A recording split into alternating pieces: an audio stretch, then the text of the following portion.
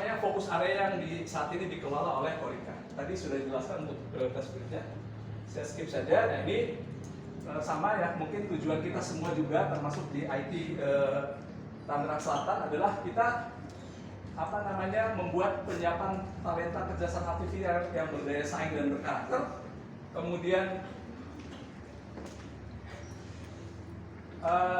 bisa sedikit banyak berkontribusi pada data dan infrastruktur ya, kemudian juga nanti melakukan kolaborasi riset. Nah ini Orica sangat terbuka lebar, namanya juga ini kan kolaborasi riset industri gitu ya. Siapapun bisa berkolaborasi dengan kita gitu ya, dengan kami. Adik-adik punya ide, adik-adik punya tema riset, kita bisa carikan nanti supervisornya kalau memang di sini tidak ada yang di bidang itu gitu ya. Jadi kira-kira seperti itu. Baik. Nah ini kalau mau bergabung silakan di scan dari sekarang. Kalau mau grup-grupnya itu di bawah bisa di print screen ya. Atau nanti saya ke Orica.id register itu ya. Orica.id register. Kalau ini yang grup grupnya ya, grup Telegram.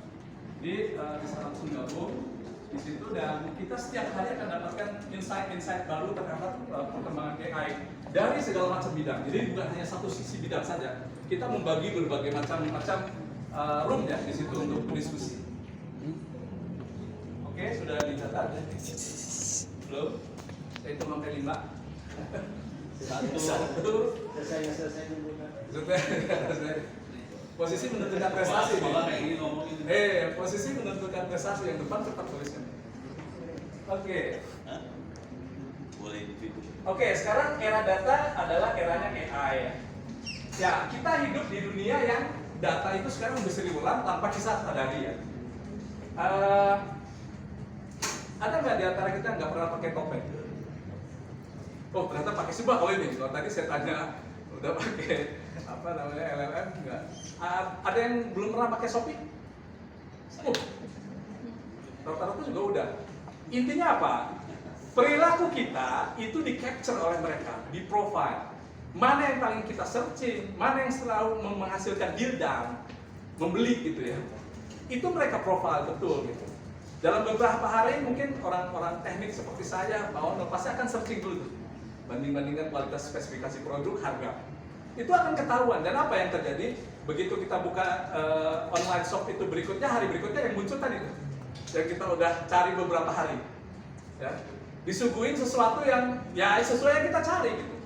Demikian pula ketika kita sering lihat YouTube, TikTok, Facebook, Instagram, sesuatu yang paling sering kita cari itu akan muncul sebagai rekomendasi buat kita. Itu kan based on dari semua perilaku kita gitu. Berapa lama kita engage di laman tertentu, di video tertentu gitu. Misalnya video horor. Kok anak ini lama ini kalau film horor. Oh berarti kemudian besokannya lagi lihat lagi horor lama juga gitu. Oh berarti ini orang ini senang film horor dan seterusnya. Itu betul-betul di capture. Itu baru satu gitu. Belum yang lain lagi online store kayak beli buku, beli sepeda dan sebagainya. Belum transaksi bank ya. Kita ngirim ke siapa, berapa besarnya, dari mata uang apa ke apa dan seterusnya. Itu pasti di capture semua. Kemudian data interaksi di media sosial, FB, Instagram, Twitter, YouTube, TikTok. Kita adalah bangsa yang sangat aktif menggunakan media sosial seperti itu dan semua di profile oleh mereka. Perilaku kita, nggak ada yang terlewat satupun. Kemudian saat ini berkembang pesat juga IoT ya, sensor. Bagaimana misalnya dari sekarang terbaru mungkin ETL, tilang elektronik, bagaimana dia mengcapture daily 24 jam menangkap perilaku orang yang berkendara, baik itu motor, mobil, orang yang bermobil apakah tidak pakai seatbelt, apakah sambil nelfon, itu kan tercapture semua. Dianalisis kemudian, oh plat nomornya apa, orang ini melakukan penelponan, jam berapa, detik berapa itu keluar. Dan itu tidak hanya di satu tempat kan, di banyak tempat, di seluruh Indonesia, di seluruh dunia gitu. Jadi datanya itu akan sangat masif sekali ya. Dan kalau saat ini gitu ya, sehari itu di 2024 itu sekitar 147 zettabyte. 1 zettabyte adalah 1 miliar terabyte. Jadi kalau kita punya komputer laptop yang hard disknya 1 tera, kira-kira 1 miliar laptop kita tuh sehari data yang berseliweran gitu. Dan di 2025 akan lebih besar lagi. Jadi besar sekali gitu ya, data yang berlalu lalang di sekitar kita setiap hari. Nah, So buat apa gitu data sebesar itu gitu kan? Ya tentu ada pihak tertentu yang membutuhkan data itu ya. Nah kalau kita nanti mungkin di sesi Pak Ono, bagaimana kita misalnya bisa mengklasifikasi dari segala saya data mengklasifikasi pisang. Nanti ke depan misalnya mengklasifikasi kentang bagus atau busuk, mangga dan sebagainya. Itu bisa kita klasifikasi dengan menggunakan orange. Orange bukan buah orange jeruk ya, terus orange gitu ya. Oke, jadi data itu begitu banyak. So buat apa gitu? Ternyata data itu bisa digunakan untuk pengembangan model-model AI. Salah satunya adalah generative AI seperti ChatGPT. Mereka tuh crawling semua informasi yang ada di seluruh dunia.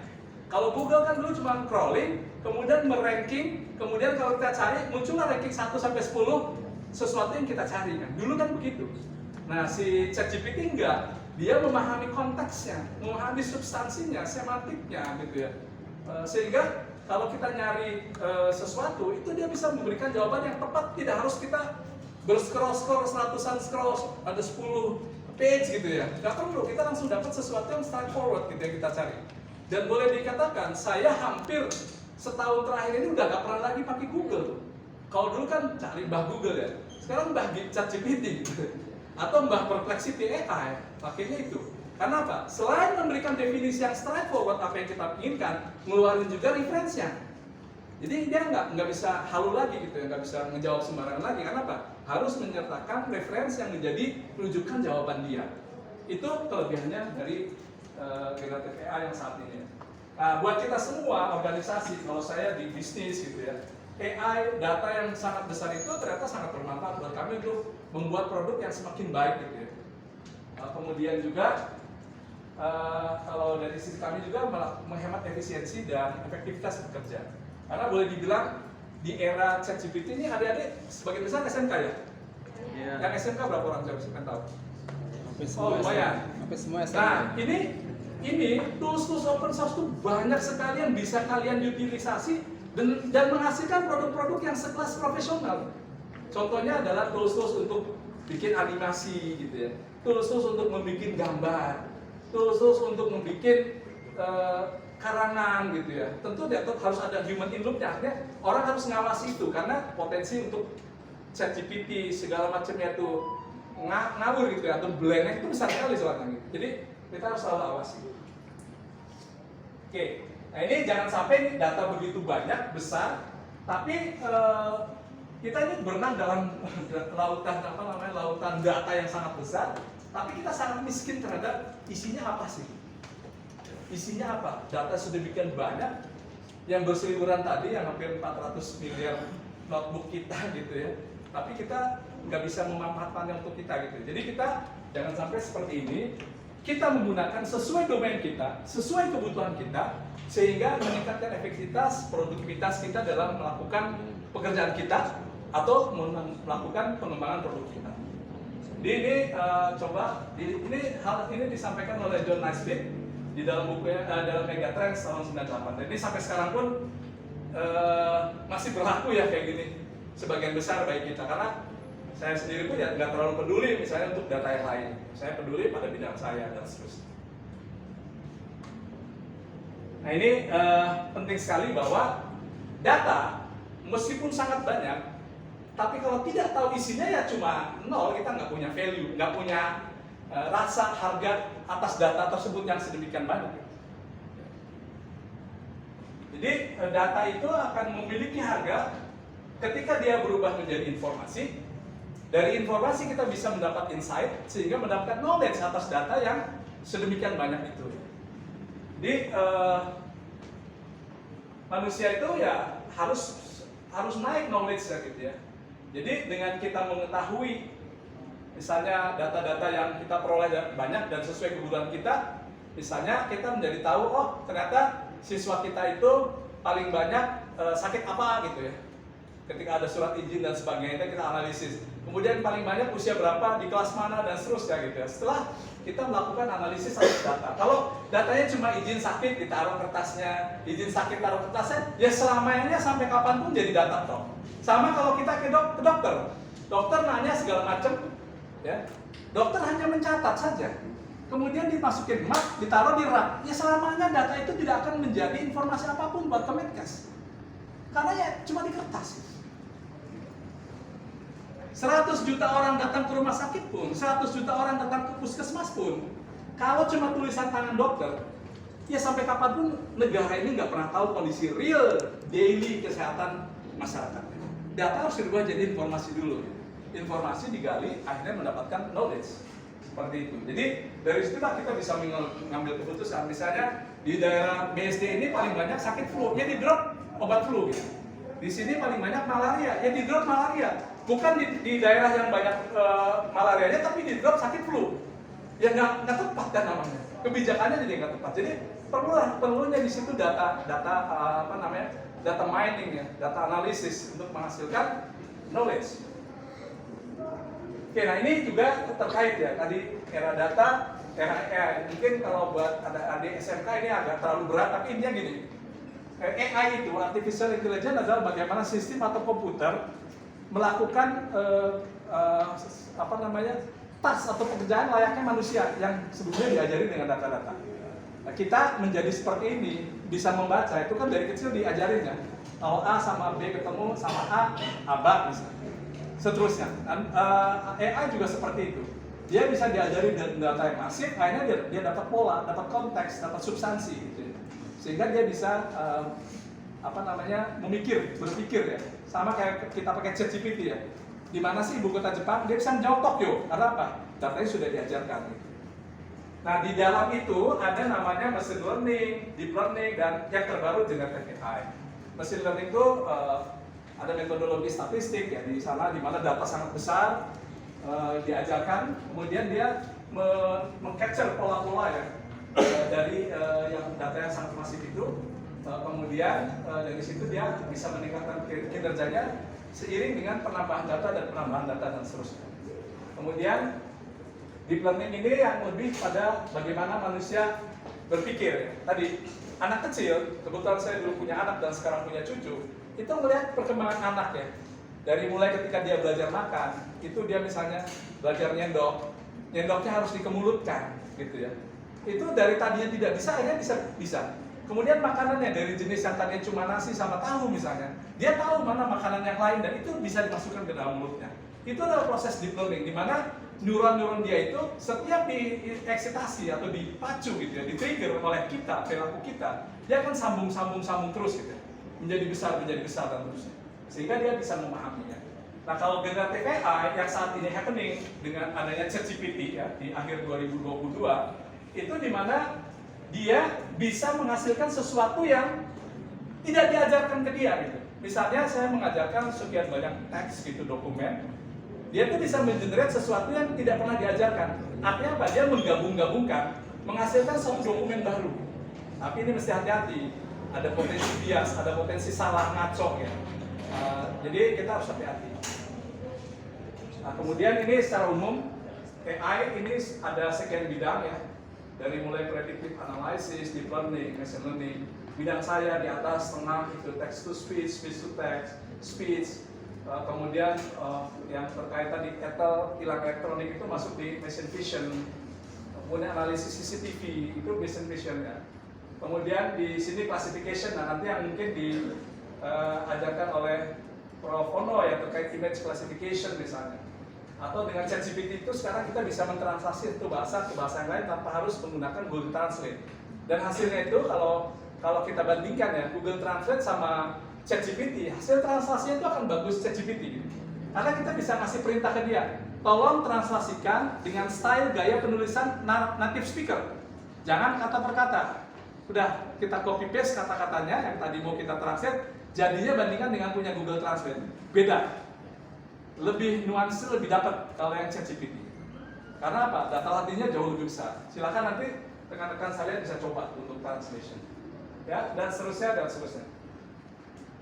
Nah ini pada akhirnya sekarang di kehidupan sehari-hari kita bisa merasakan bahwa AI itu ada di mana-mana. Dari mulai robot, restoran-restoran di Jepang. Kebetulan akhir tahun yang lalu ke Jepang itu restorannya udah pakai robot datang nanya pesen apa gitu ya. Begitu jadi makanannya pun nggak salah ke meja yang lain, datangnya ke meja kita gitu ya. Di tempat sushi yang muter-muter juga sama kita bisa pesen pakai pakai suara gitu ya, pesen apa terus nyampe ke tempat kita. Di meeting room, di mobil, mungkin yang udah pakai mobilnya wuling, itu kan bisa ngomong ya ke mobilnya, tolong buka jendelanya, kalau nyalain AC sekian derajat dan seterusnya gitu. Ya, jadi hampir semua AI ini di segala sendi kehidupan sudah masuk. Nah, yang kenapa begitu juga cepatnya? Berikutnya adalah tentu tadi, selain tadi set of art teknologi yang selalu berkembang pesat, ternyata prosesor. Prosesor itu sangat mempengaruhi. Dulu untuk melakukan riset AI itu perlu cost yang sangat mahal sekali, yaitu harus membeli namanya Graphical Processing Unit (GPU). Ya, kalau kita yang biasa main game, ada yang suka main game nggak? Gamer? Oke, pasti pakai komputer, pakai GPU kan? Ya kan? Karena apa? Untuk mengakselerasi. Berarti yang lain pakai CPU nih ya? Aman. Kalau untuk workshop hari ini aman, pakai CPU juga. Kalau yang udah urusan suara, udah urusan gambar, itu harus pakai GPU. Nah, sekarang sangat murah GPU. Di notebook kita, di notebook saya, di notebook kalian sekalian itu sudah ada. Dan kita itu bisa gunakan untuk riset AI yang dulunya tidak bisa.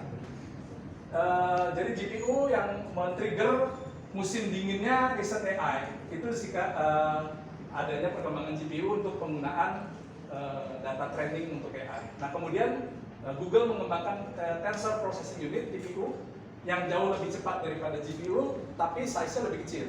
Dan sekarang Elon Musk itu mengembangkan namanya LPU (Language Processing Unit). Jadi kalau untuk keperluan eksekusi yang tadinya pakai GPU itu kecepatannya 1 gitu ya, menggunakan LPU-nya Elon ini bisa 50 kali lebih cepat gitu. Memang masih khusus untuk ke eksekusi dari model binary, belum ke training. Tapi tidak menutup kemungkinan ini ke depan juga akan menjadi hardware untuk training. Ya, ini akan menjadi game changer banget ya, akan merubah konstelasi riset, akan semakin murah lagi gitu ya. Dan itu akan membuat kita semua, termasuk saya startup, itu bisa melakukan pengembangan produk yang berkualitas tinggi, tidak kalah dengan level-level giant vendor seperti Google, Amazon, AWS dan sebagainya. Ini contoh nih, di komputer saya nih. Halo, selamat pagi. Kamu ngerti nggak omongan saya? Jadi suara saya langsung ditranslate bahasa Inggris. Yes, I understand you. Mesin jawab pakai bahasa Inggris. Kamu siapa ya? Langsung ditranslate. Jadi kita nggak usah takut lagi kalau ketemu orang Inggris ya. Ngomong bahasa Indonesia aja. Kamu bisa kasih tahu saya nggak hukum Pythagoras?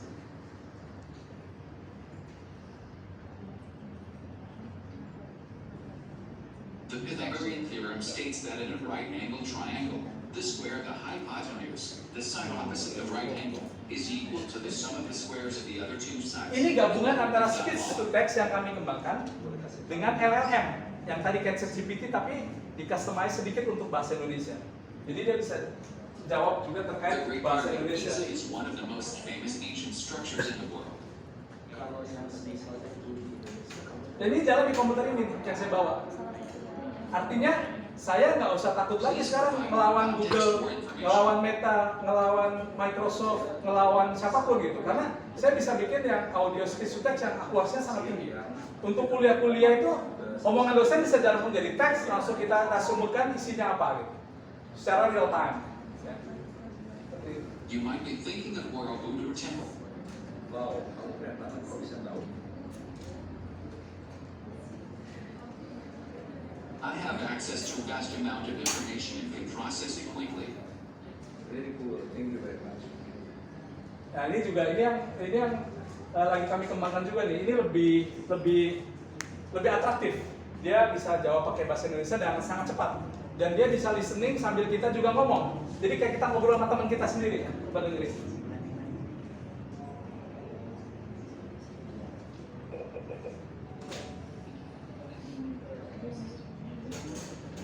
Saya suaranya terlalu kecil ya. Iya. Nggak ada sound system. Lupa. Ya. Yang depan beruntung. Jadi ini bisa diajak ngobrol kayak orang, kayak ngobrol, saya bisa ngobrol. Ajak komputer saya ngobrol.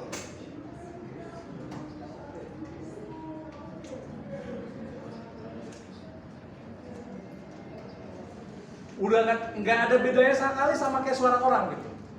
Dan ini jalan di sini gitu. Artinya apa? Buat kita semua, orang yang di Amerika sana, orang yang di Eropa sana, orang yang di Asia, di Afrika, siapapun bisa bikin dengan kualitas produksi kayak gini gitu. Ini bisa dipakai buat apa? Buat percakapan telepon. Dulu operator yang nelpon, sekarang pakai AI aja suruh nelpon. Ya, dan orang nggak akan ngeh bahwa yang diajak ngomong tuh AI. Kayak gini nih. Karena saya saat ini lagi ngembangkan buat salah satu institusi percakapan telepon langsung. Jadi selama ini ada keluhan gitu ya dari salah satu institusi, telepon pengaduannya tuh sering dipakai oleh orang untuk iseng. Nah, sebelum ditangani oleh pakar expert, terutama pengaduan terkait psikologi gitu ya, itu mesin saya akan jawab, ajak ngobrol dulu. Begitu sistem saya ngasih tahu ini orang betul dalam kesulitan, baru di hands over ke psikolog beneran, diajak ngobrol. Kalau enggak, tutup. Oh ini cuma main-main aja, orang iseng gitu. Dan itu banyak itu harian. Nah ini kemudian saya salah satu call center, saya alhamdulillah di tempat kami menangani 80 kanal call center untuk mengetahui percakapan telepon. Jadi ketika customer nelpon, itu sistem saya bisa mentranskrip secara verbatim, lengkap omongannya, kemudian menganalisis isinya apa, percakapannya, keluhannya apa, namanya siapa aja, kemudian Pak boleh saya rekam? Ya, itu di detik keberapa? Pak, Bapak akan bayar jam berapa? Ya, saya akan bayar. Itu akan kita capture semua detik jamnya. Ya, jadi kita bisa mengcapture secara akurat, chronologically gitu ya. Nah itu pakai AI semua. Nah, ini menggunakan teknologi seperti ini, speed to speed translation. Nah, next, sekilas data mining yang tadi sudah jelaskan sekilas ya. Jadi ini adalah satu disiplin ilmu yang mempelajari metode untuk mengekstrak dari sekian berserakan data, itu bagaimana kita mencari pengetahuan yang tersembunyi di dalamnya gitu ya, atau menemukan pola dari suatu data yang besar. Ini hubungan dengan teknologi yang lain ya. Biasanya kita melihat ada pattern recognition ya, pola-pola yang terkandung dalam data, kemudian juga metodologi. Apa yang mau kita gunakan, bisa machine learning, bisa supervised, unsupervised, semi-supervised gitu ya, dan seterusnya, atau self-supervised. Ada metodologi statistik yang harus kita gunakan juga. Ada algoritma computing yang bisa kita gunakan, dan tentu ada database untuk menyimpan datanya dan sebagainya. Nah ini contoh yang menarik ya, misalnya langsung aja saya skip. Ini contoh. Saya dapat dari Pak Romi Satriani Wahono, teman saya yang punya ilmukomputer.com. Ini case real di kantor dia dulu di LIPI. Ya kalau kita lihat data tabel ini, kita bisa lihat seolah-olah yang paling males itu apa? Yang datang jam 8, pulangnya jam 15.15 ya. Ya. Yang paling rajin mana? Paling bawah ya. Datang jam 7.49, pulangnya jam 17.00. Ini kalau kita hanya melihat satu gambar saja atau satu data saja. Ketika ini direkap menjadi data rekapan, katakanlah misalnya 1 bulan gitu ya, ternyata begini hasilnya gitu. Ini kan kelihatan yang seolah bagus, ini seolah jelek gitu ya. Ternyata kalau dilihat rekap 1 bulan, yang tadi dibilang bagus itu ternyata masuknya cuma 10, sakitnya 12 gitu ya. Nah ini jadi berubah total. Yang tadi paling bagus kesannya kalau kita menangkap satu data, ternyata begitu kita gali insight-nya, kita rekap gitu ya, ternyata si NIP 1180 ini masuknya 10 kali, suntinya sakitnya 12 gitu ya. Yang tadi datangnya sering bolos, ternyata enggak gitu ya. Dia cutinya ternyata banyak juga sih sebetulnya. Nah ternyata yang atas gitu ya, tadi di sini nih, yang normal-normal aja gitu ya, cepet juga sih pulangnya sih. 7.20 kan masuknya kalau PNS dulu 7.30, pulang jam 16 gitu ya. Dia pulang lebih cepet sih. Yang bagus banget kan ini kan ya, nomor 3, kemudian nomor nomor bawah nih 1180 gitu ya. Yang kesannya rajin kan yang paling bawah gitu ya. Ternyata kan enggak gitu, setelah kita gali menjadi informasi, itu tidak seperti itu. Ternyata yang paling bagus itu justru yang paling atas tadi gitu ya, yang kelihatannya biasa-biasa aja. Nah dari yang tadinya kita nggak tahu datanya apa-apa, sekarang kita jadi tahu gitu ya setelah diakumulasikan, dan kemudian juga tidak peta hariannya gitu. Ini kok telat tuh paling banyak di hari apa? Ternyata Senin itu 7 pegawai itu paling banyak telatnya. Izin sekian dan sekian. Kemudian Jumat tuh paling juga pulangnya cepat gitu. Kok pada jelek gitu ya, artinya cepat pulangnya, kayak apa namanya, terlambat gitu ya. Kemudian pulangnya cepat, ada yang izin, ada yang apa. Nah, kemudian dicari lagi penyebabnya kira-kira apa gitu. Ternyata dari sini ketahuan, ya, dengan ini kita bisa mengetahui akhirnya. Kita mendapat knowledge dari sini, dari data yang tadi berserak gitu. Diolah menjadi informasi, kemudian informasi itu didapat akhirnya, oh polanya kalau Senin itu banyak sekali pegawai yang datang telat. Oh kalau Jumat itu paling banyak sekali pegawai pulang cepat. Akhirnya apa? Dia merubah kebijakan gitu ya. Merubah kebijakan, ya, kebijakan penataan jam kerja karyawan khusus gitu untuk hari Senin dan Jumat gitu. Karena apa? Ternyata pegawainya itu banyak yang tinggal di luar kota gitu. Setor Saban kayak apa? Setor Saban Sabtu gitu ya. Jadi pulang ke kampung halamannya kayak di Bandung, ke Cirebon, kemana gitu ya. Pulangnya tiap Jumat sore. Balik lagi ke kantor tuh Senin. Dan itu potensi dia tuh kalau Jumat maunya pulang cepat duluan. Senin ya telat-telat datang, makanya polanya ketahuan sekarang gitu. Ternyata dari informasi itu mendapatkan pengetahuan dan dari situ menelurkan kebijakan. Harus ada penataan khususnya gitu ya. Akhirnya dirubah bahwa kalau Senin itu masuknya jam 10, pulangnya jam 14, tapi sisanya dikompensasi di hari yang lain, flexible time. Ya, jadi ini yang kebijakan yang muncul dari analisis data menjadi informasi, informasi menjadi knowledge, knowledge menjadi wisdom atau menjadi kebijakan. Ini salah satu contoh simpel gitu ya. Salah satu contoh simpel saja. Seperti itu. Nah, jadi kayak gini ya, data itu sesuatu yang Kalau berhasil, Diknasnya pengen belajar gimana sih cara pelajaran AI buat siswa. Gitu. Jadi mereka nyari contoh sih sebenarnya Diknasnya. Sekarangnya belum ada contoh.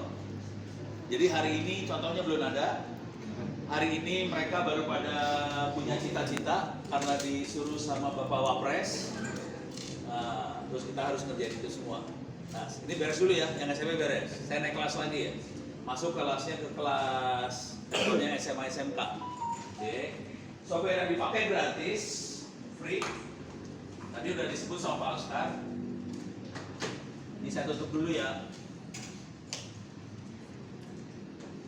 Software yang dipakai namanya Orange. Saya gedein ya. Software-nya namanya Orange Data Mining. Ini ada downloadnya. Kalau kita download, ini ada yang buat Windows, ada yang buat Mac, ada yang buat Linux. Free. Cuman ngomong terus terang dulu, filenya lumayan gede. Filenya teh sekitar berapa? 495.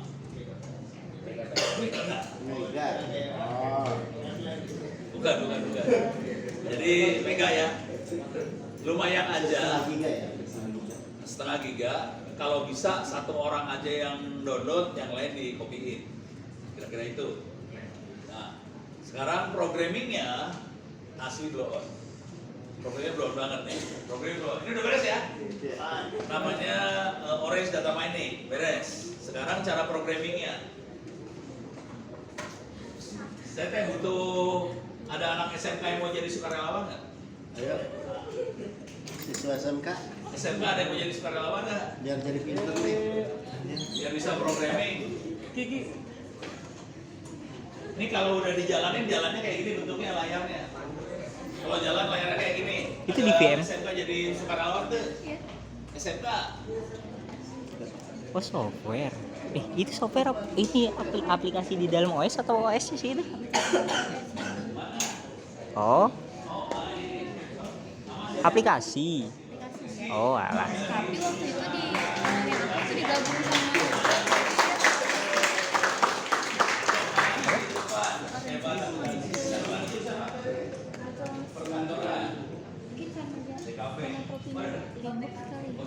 Enggak, kan itunya apa? Gimana sih? Ngeblur. Kemudian masukin AI ke sekolah dari SD, SMP, SMA. Baru mereka baru start diskusi hari Senin kemarin. Ini dalam panas nih. Jadi nggak bisa. Iya. Kameramen dadakan. Nah, cuman aplikasinya saya harus kasih lihat sedikit nih Pak Oscar. Kasih Pak. Ini sampai Rizky, tadi Rizky. Contohnya ini Pak Oscar. Kita makainya pakai ini Google Teachable Machine. Oke, konteks ya. Hah? Dan konteks bukan konteksnya nggak ya. Yang arti, ini ada Google kayak gini ya.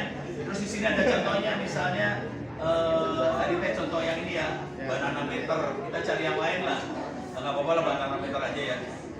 Ini kita bisa ukur banana teh apa sih? Bisa.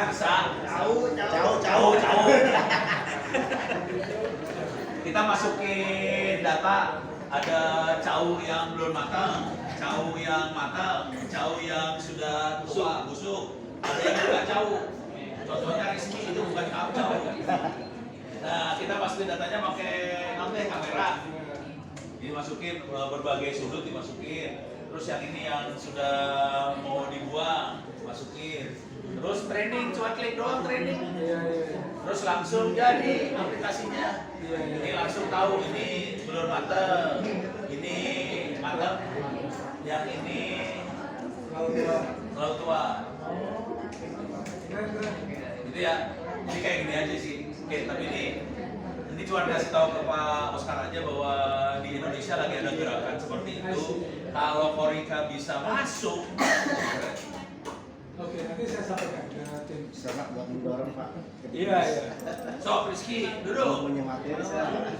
Oke, sekarang Rizky buka yang ini aja ya. Sini.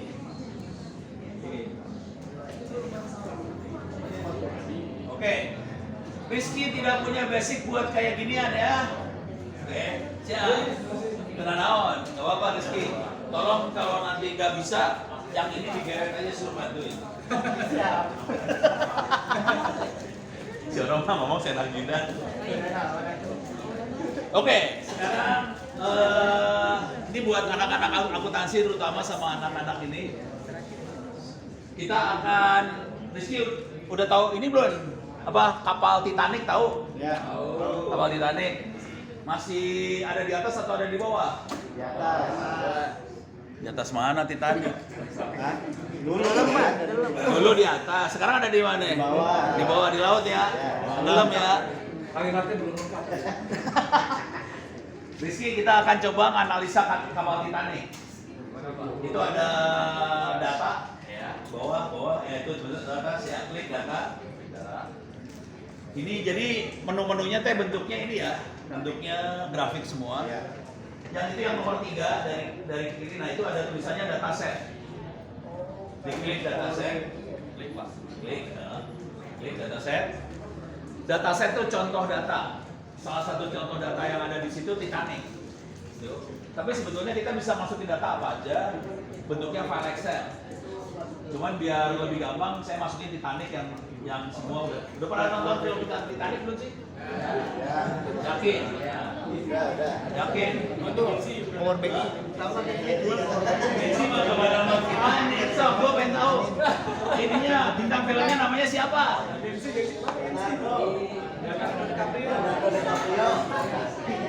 Dia siapa? Coba Titanic bintang filmnya saha? Leonardo DiCaprio. Oh ya, ini udah tua. Titanic Udah pernah ketemu Leonardo DiCaprio. Oke. Udah, sekarang itu. Titanic film apa? Klik 2 kali.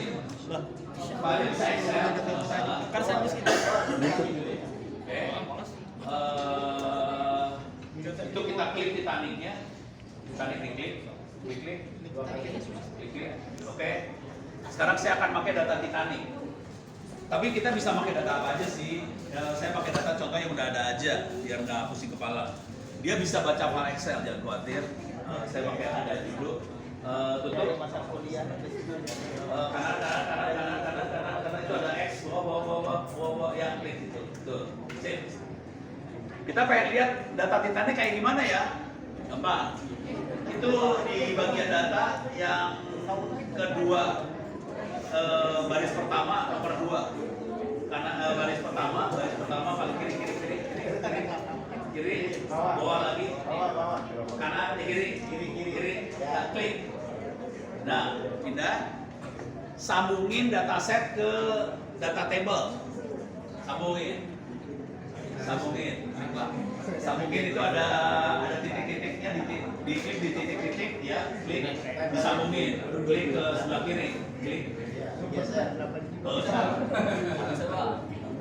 Belum tahu teknik, ini programming ya. Tinggal tarik-tarik. Oh, tinggal di Drag. Ya, Drop. ya, betul. Drag. tarik garisnya. Kayak Power BI mirip. Nah, Gimana, Pak? Ya, garis. tarik garisnya nih, garis Ini doang. Ini kan ada titik-titik nih ya. Ya. Diklik kiri, tarik, lepas. Nah, gampang kan? Ya. Sekarang diklik data table-nya. Nah, belakang agak susah kebaca.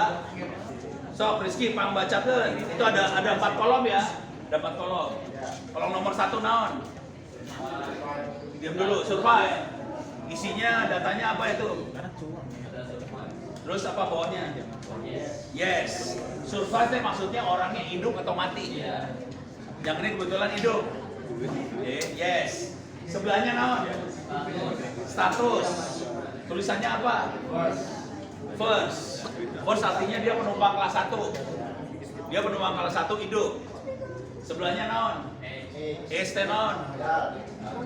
Hah? Dal dewasa. Oh, ada. Ya kenceng dong suaranya tuh. Umur Pak. Ada. Itu S umur. Dewasa. Terus ujung lagi sebelah sana naon? Hah? Seks itu gender ya. Ya itu apa? Male laki-laki. Itu ya. Jadi ingat, ada survive, hidup mati, kelas 1 2 3, status kelas 1 2 3 atau kru, ada umur, dewasa anak, terus ada gender laki perempuan. Oke. Tolong perhatiin baik-baik. Datanya berupa tulisan atau angka? Tulisan. Keren ya. Datanya tulisan loh, bukan angka. Kita bisa analisa tulisan di sini. Oke. Terus ada nama orang nggak di situ? Alamat? Tidak ada. Umurnya, angka umurnya nggak ada. Jadi kalau kita mainan kayak ginian, kita harus perhatiin bahwa jangan sampai data pribadi lepas. Ini masalah privacy. Jadi sama namanya Oransia udah dibuang itu data pribadinya.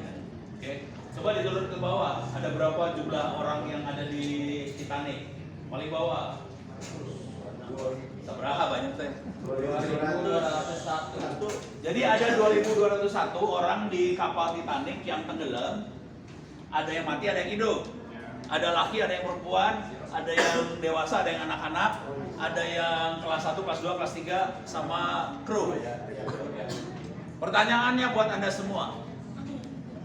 Ini ada malaikat maut datang ke kapal Titanic yang mau tenggelam. Terus dia lihat manusia di depannya nih. Manusianya ada parameternya kan? Parameternya dia kelas 1, kelas 2, kelas 3, status sama umur, dewasa, anak. Udah gitu, parameter satu lagi adalah gender, laki perempuan.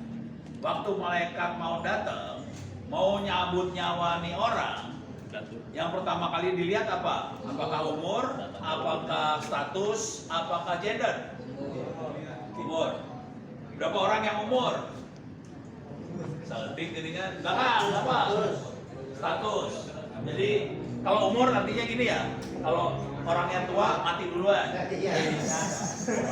Maksudnya orang mati duluan. Lu hidup, lu brengsek pada ini.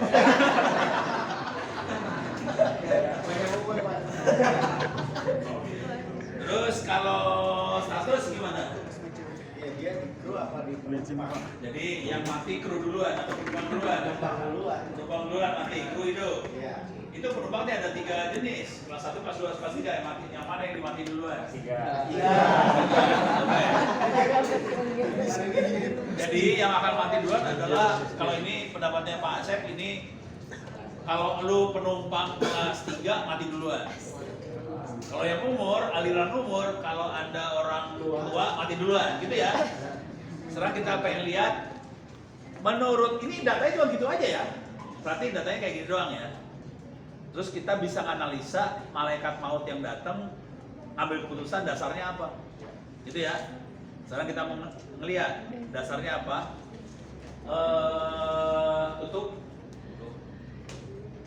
Sebetulnya ada teknik yang lebih rumitnya lagi, kita analisa algoritma. Algoritma mana yang paling presisi. Tapi kalau di kesempatan ini kalau saya terangin itu pusing kan. Jadi saya langsung aja pakai algoritmanya ya. Saya nggak nerangin cara ngecek presisinya. Soalnya kalau cara ngecek presisinya nanti yang di belakang pada kepalanya pusing semua. Oke, itu data di minimize aja. Klik data yang di atasnya yang warna coklat, kiri. Ya itu atasnya ada yang warna coklat yang garis coklat. Nah, klik kita. Klik. Sekarang kita masuk ke model. Klik model. Saya akan pakai tree. Tree itu buat ngelihat ini ya. Ngelihat pola pengambilan keputusannya. Ambil tree, ditarik tree. Garis kedua, layer kedua itu. Nah, ambil geret. Oh, dia gayanya diklik ya. Kalau saya biasanya diklik digeret. Tapi nggak apa-apa lah. Cuma lu geret ke tengah, dia ke nah, sip. Sekarang kita sambungin datanya ke tree. So, sambung data ke tree. Diklik kiri. Klik, tarik. Pas di situ. Klik, tarik, ya. Bisa. Bismillah, jangan lupa baca bismillah. Pasti baca bismillah ya. Jawaban. Tergantung amal perbuatan. Iya, sini. Bisa Pak? Bisa. Gini caranya saudara-saudara. Masukin kartu. Ini mouse. Geret mouse yang ke garis yang ini. Diklik di garis ini. Klik, geret. Mouse. Tergantung amal ibadah.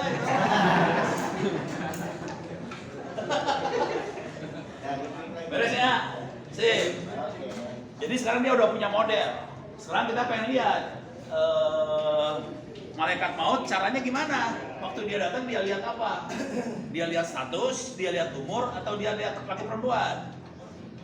Kalau saya jadi malaikat maut sih, laki gua bunuh semua. Biar yang itu masalah. Biar tinggal perempuan aja. Saya bukan malaikat maut sih, nggak kayak gitu.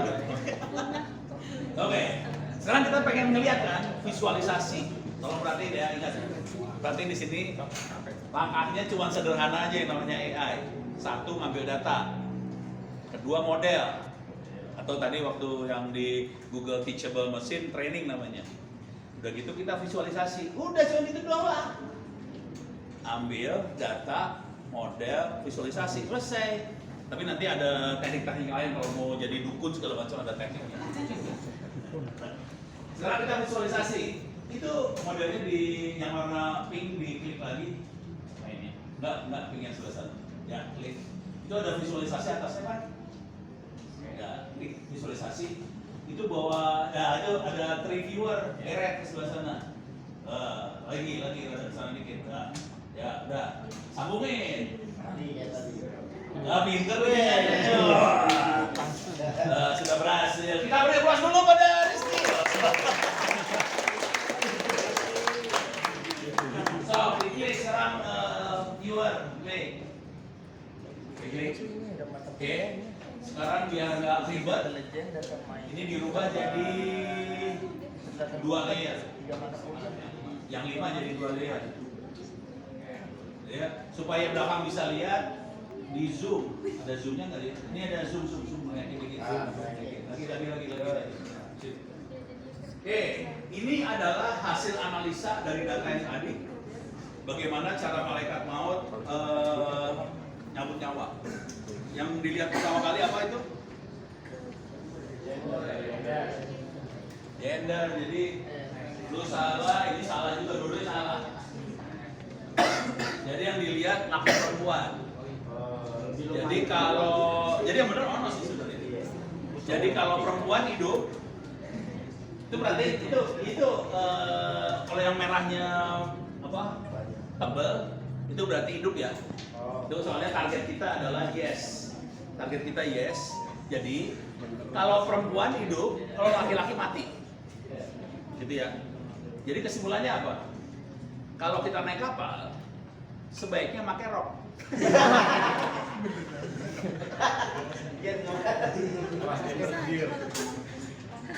Sip, beres ya? Oke. Sekarang kita udah bayang nih ya. Jadi perempuan akan hidup, laki-laki bakal mati. Sekarang kita naikin levelnya.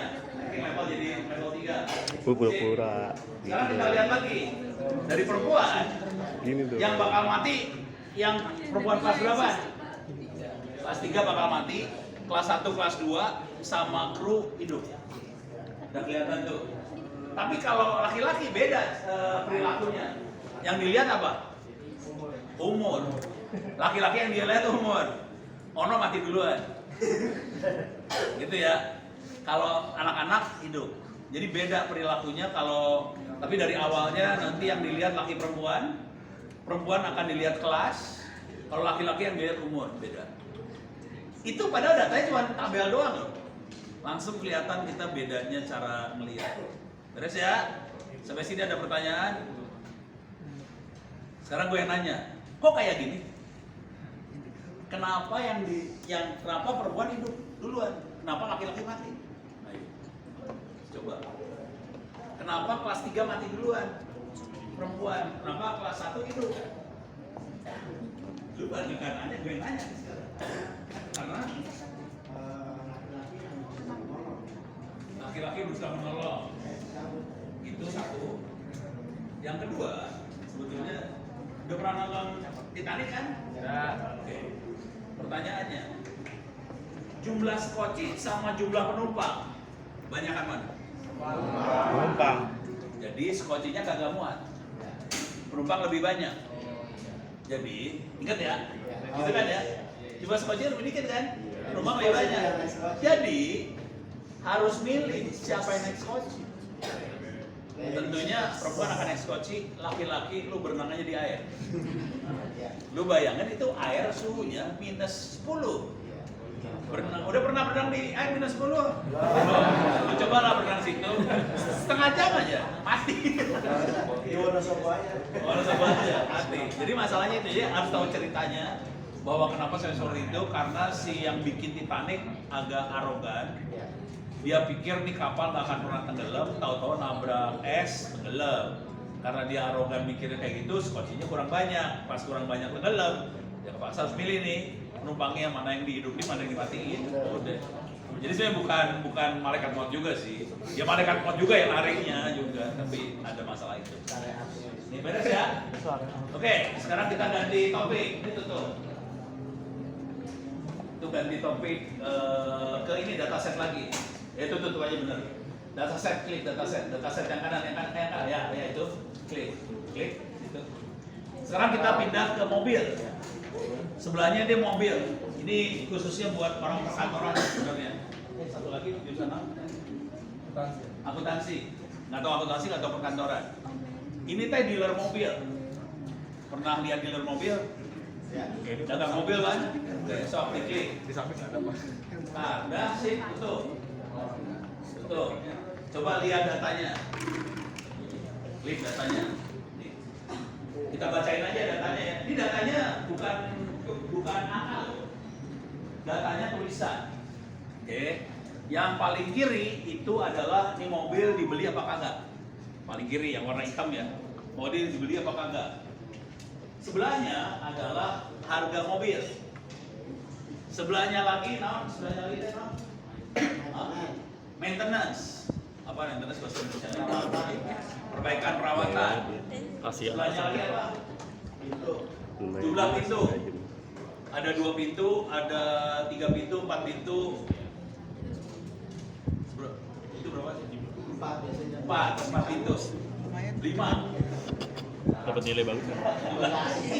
Sama kamu Bayaran. kalau bisa masuk lewat kamu. Oke, itu pintu. Sebelahnya pintu non. orang, jumlah manusia. Ada yang manusianya 2, ada yang manusianya 4, ada yang banyak. Oke. Terus sebelahnya non? Itu luggage stand on, luggage stand. Bagasi. Ada yang gede, kecil, segala macam. Terus sebelahnya lagi safety keamanan. Jadi ada berapa parameternya? 1, 2, 3, 4, 5. Ada 6 parameter ya? 7 teh sama targetnya. Targetnya mobil dibeli apa enggak? Sekarang saya pengen nanya lagi. Sama kayak tadi cara berpikirnya. Kita cuma punya data seperti ini. Ini perhatiin ya, datanya tidak angka. Datanya bisa tulisan senam jidat lah datanya. Bisa senam jidat. Ini ada angka. Jumlah penumpang. Pertanyaannya, ini orang datang ke dealer mobil. Oke. Dia lihat mobil nih. Yang pertama kali parameter apa yang bikin dia putusin mau beli? Murah. Ayo, Ini diulang ya, kenapa Anda mau beli mobil? harga, Karena saya butuh. non harga, non, Kalau nggak butuh kapan beli? perawatan, Pintunya. itu jumlah penumpang, Kebutuhan Pak. luggage, nggak ada kebutuhan di sini mah. Luggage dan non, bagasi, terus non, keamanan, ada 6. Dari 6, yang mana yang nomor 1? Harga. Ya emang rakyat pesen. Marah. Coba. Nih saya ingetin ya. Data ini datanya orang bule, bukan datanya orang Indonesia. Oke. Jadi jelas bukan harga dah. Mereka duitnya nggak ada nomor seri. Jadi apa safety? Safety. Ada yang lain? Ya masing-masing bisa milih yang lain-lain. Nanti pasti ada satu yang benar sih. Jumlah orang safety. Kita lihat mana yang benar ya. Jumlah orang atau safety. Kalau safety jelas, makin safe makin mau dibeli. Jumlah orang nih ada 2, 4 sama banyak. Yang mana? Nah, pokoknya jumlah orang aja ya. Pokoknya jumlah orang. Yang kemungkinan bakal dibeli apakah 2 orang atau 4 orang atau lebih? Jadi kalau mobilnya bus pasti dibeli. Kalau mobil sport mah minibus gitu. Maklum ini juga orang bule kan suka bikin anak. Jadi orangnya banyak, gitu ya. Kira-kira gitu ya. Bener Pak saya ngomongnya ada masalah apa sih? Sampai pada ketawa-ketawa. Mencurigakan saya. So, kita lihat hasilnya ya. Tutup. Buka lagi reviewer. Bikin sama jadi 2. Tuh kelihatan. Yang ngambil putusan apa? Jumlah manusia. Jadi ternyata yang ini targetnya adalah yang nggak jadi dibeli nih ya. Jadi kalau orangnya cuma 2 nggak jadi beli. Jadi kalau orangnya 4 atau lebih jadi bule juga sama. Mereka suka bikin orang ya produksi orangnya banyak. Jadi dia ke pasar beli mobil yang orangnya banyak. Terus ya, sip. Oke. Sekarang sesudah orang itu level dinaikin biji. Itu apa? Setelah orang safety. Jadi pertama yang dilihat orang, kedua safety, ketiga harga. Jadi harga nomor 3. Gitu ya. Terus ya. Jadi ini contoh kita pakai AI dari yang bentuknya tabel. Tadi kalau ditanya Pak Oscar teh dari data sampai jadi insight, jadi knowledge. Ini knowledge. Dari knowledge mulai jadi wisdom. Wisdom itu kira-kira gini. Oh oke, ternyata orang akan melihat mobil dari jumlah orangnya. Jadi nanti kebijakannya kira-kira gini. Kita dagang bus aja, pasti banyak yang beli. Udah ya? Sip? Oke? Sekarang kita naikin. Sampai sini dulu ada pertanyaan kagak? Aman ya? Ini bisa dicobain di kelas sih sebenarnya, dipraktekin buat apa? Iya, bisa ya sama. Oh ya ini nih, lu dari kampus dari mana? Dia dari Siber Asia. Jadi cerita bahwa di bisnis intelijen juga bisnis intelijen non marketing non ya. Ya, jadi dia belajarnya kayak gini juga, gitu. Pakai software ini enggak? Wih, itu harganya beda ya. Yang ini gratis, saudara-saudara. Jadi saran saya pakai yang gratis ini biar pintar. Oh, ngasih tahu dikit aja ya. Udah tahu nggak gajinya orang-orang kayak ginian berapa? Bukan, orang-orang ini, orang-orang yang bisa kayak gini, orang-orang yang bisa jadi dukun data. Udah tahu harganya berapa? 2 digit. Jadi gajinya 2 digit benar. Dan yang jago-jago bisa mendekati 3 digit. Jagonya. Padahal itu nggak harus wah banget. Tapi udah mulai banyak. Orang-orang ini dibutuhin di Topet, Bukalapak, semuanya butuh orang-orang ini, soalnya semuanya butuh ngelihat pelanggan. Nanti pelanggan ini karakteristiknya seperti apa? Kita harus bikin program seperti apa supaya cocok sama pelanggan ini namanya, supaya toko kita jadi naik ke atas. Jadi caranya adalah pakai kayak gini ya. Orang nyarinya apa sih? Di situ kita bikin program yang sesuai apa kita cari. Harga manusia ini 2 digit. Tapi 2 digitnya nyebelin sih asli. Di atas 50 soalnya kurang ajar sebulan gitu deh. Kan sakit hati lihat gila nih orang-orang harganya mahal banget.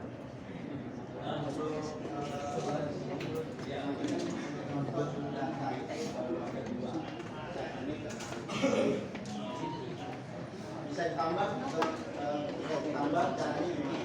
Ini sebetulnya banyak, cuma nggak tahu kenapa jadi keluarnya utang. Sebenarnya banyak sih. Berarti bisa ditambah sendiri gitu? Bisa nambah sendiri atau kita punya data sendiri juga bisa sih. Ini data saya kasih lihat datanya Ono ya. Ini datanya Ono yang beneran buat kalau buat kasih kuliah. Saya masuk ke Orange, mana Orange nih Orange. Saya kasih data beneran nih ya, ini datanya Ono. Ini data Gelo yang ini Pak ya. Nih, ini data beneran. Ini saya kasih dia. Nah.